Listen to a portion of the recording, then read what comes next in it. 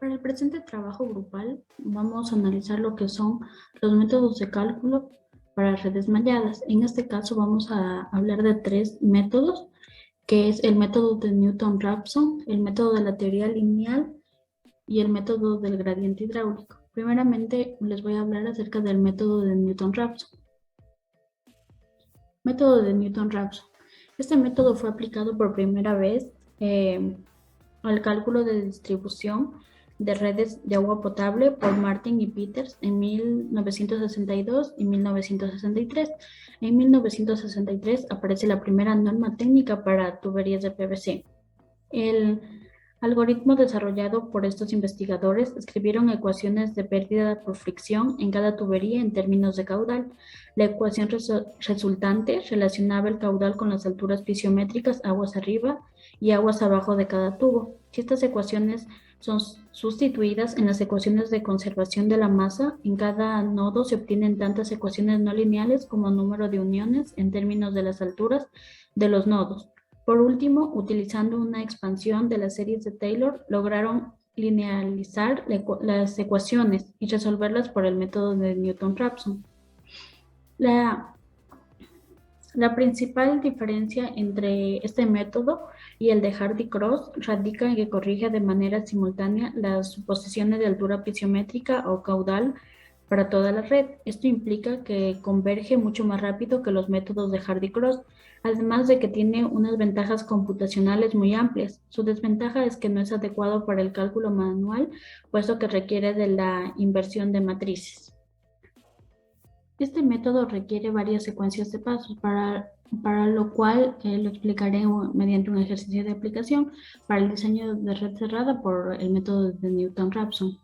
Ya, primero los datos que vamos a necesitar por tramos son las longitudes y los diámetros. Luego también necesitamos lo que son por nodos.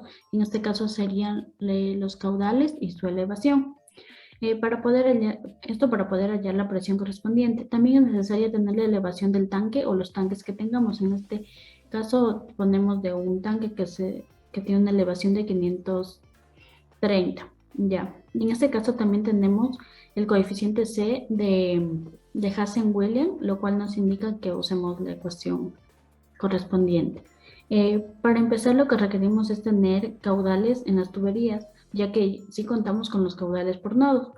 Para esto vamos a ubicar en nuestra red los puntos donde existe la intersección con la llegada de dos tramos, como en este caso es el nodo F y el nodo D. Por ejemplo, para calcular el caudal en el tramo 8, lo que se procede a realizar es la multiplicación entre el caudal del nodo F, que es 15, por la longitud del tramo 8, que es 430. Y esto lo dividimos entre la sumatoria de las longitudes de los tramos que llegan al nodo, en este caso es 6 y 8. En el caso de querer calcular para el tramo 6, lo que haremos es restar del caudal del nodo F, que es 15, menos el caudal del tramo anteriormente hallado. Ya, y así sucesivamente hallamos para el resto de tramos. En el caso del caudal del tramo 1 debería ser igual a la sumatoria total de los caudales que tenemos en el nodo. En este caso debería ser 74 litros sobre segundos.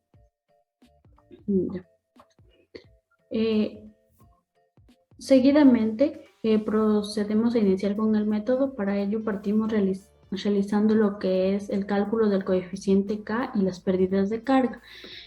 Para el coeficiente K lo que hacemos es usar la fórmula que dice K es igual a 10.67 por la longitud dividido para C elevado a la 1.852 y por el diámetro elevado a 4.87. Asimismo, para la pérdida de carga, lo que hacemos es multiplicar el coeficiente K por el caudal elevado a 1.852. Ya. Luego lo que vamos a hacer es hallar unas ecuaciones de condición. Las ecuaciones de condición son prácticamente la suma de caudales en cada uno de los nodos. Para llenar esta tabla vamos a partir tomando en consideración que todos los caudales que entren a los nodos serán positivos y los que salgan serán negativos. Esta tabla con las ecuaciones nos van a servir para formar un sistema de ecuaciones para calcular los errores principales. Ya. Seguidamente lo que hacemos es proceder a hallar las cotas pisiométricas. Ya, por ejemplo, para hallar la cota pisiométrica en B, lo que vamos a hacer es utilizando la cota pisiométrica anterior, en este caso de 530, le vamos a restar la pérdida de carga del tramo 1, que ya lo hallamos anteriormente, es decir, en la dirección que va y así para el resto. Luego de esto, lo que vamos a proceder es a sacar los datos iniciales en la tabla presentada en pantalla, para lo cual los nodos, ya sabemos que tenemos 6, que va de A hasta F, la cota pisiométrica igual que son los que hallamos anteriormente, los ubicamos en la tabla. Ya los tramos igual tenemos 8, el coeficiente K hallamos anteriormente, ya el caudal y la derivada del caudal, como hallamos aplicando las fórmulas que se muestran en pantalla. Ya como segundo paso, realizamos lo que es el cálculo del vector enlace o error de caudales, para lo cual procedemos a ubicar en nuestra tabla mostrada en pantalla lo que sería cada valor de la derivada de caudal. Ya. Asimismo, procedemos a crear lo que sería la matriz derivada. Para esto anteriormente ya calculamos sus valores, así que solo procedemos a ubicarlos. Ya. Luego procedemos a crear lo que sería la matriz jacobiana, la misma que nace a partir de la cantidad de nodos que tengamos.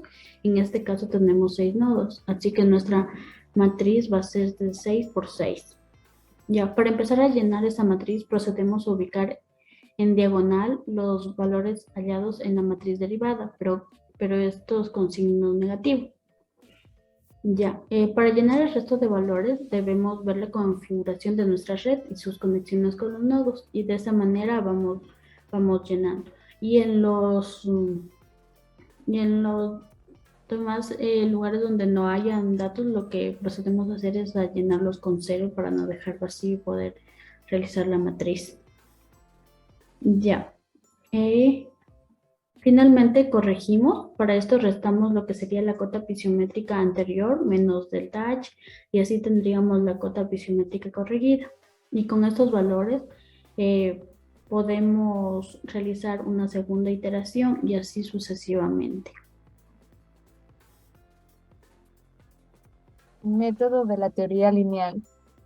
Este método fue desarrollado por Wood y Charles entre 1970 y 1972 y se basa en la linealización de las ecuaciones de energía en cada tubería de la red. Es muy eficiente ya que converge más rápidamente que otros métodos. Para explicar de mejor manera el tema, presentaré un ejemplo de una red compuesta por 2 circuitos.